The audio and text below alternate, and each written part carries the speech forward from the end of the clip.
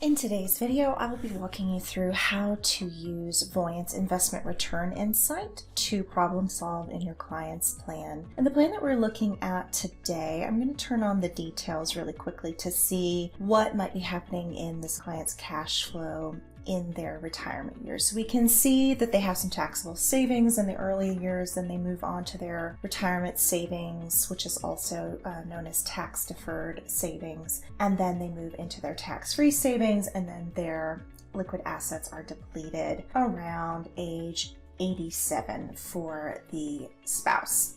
And taking a look at their retirement travel goals and retirement spending goals, they are close to being able to meet their goals, but we still have some room to make up. So one of the things I might want to check is what their current estimated return on investment is. So we have a net growth rate on all of their investments of 4.5%. And that tells me that there might be a little bit of room for some more aggressive investments. So what I might want to check is their investment returns. What this insight does is it gives us a rate of return that the plan would need year on year in order to prevent any shortfall later in the plan. So what we can do is we're going to run this insight from the start of it to mortality, and we're going to click Get Started.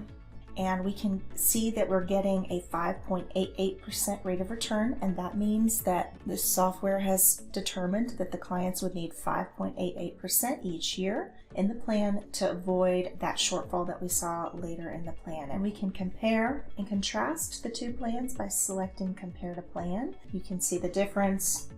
In the top plan with the insight results, we're seeing that the clients would be able to meet their goals and avoid any shortfall later in life. So what I might do is create a what if scenario where we increase investment aggression, and we're going to create this plan.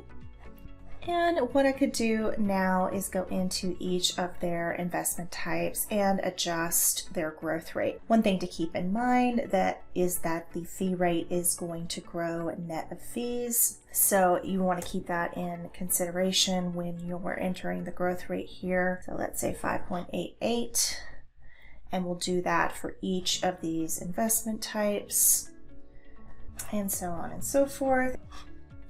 Done. And there we go. We now have a plan with the proposed invested returns. And then if we want to go to Let's See, we can select Chart View, and we can compare and contrast the two plans against each other. We can take a look at what they would be using in retirement to fill their expenses. If we look at assets, we can also get a good idea of what's left in the plan at the very end. I hope that this was helpful. If you have any questions, please feel free to reach out to us by selecting the name of your client in the top right, requesting support. Enter your question into the text box and share client access. Thanks for listening.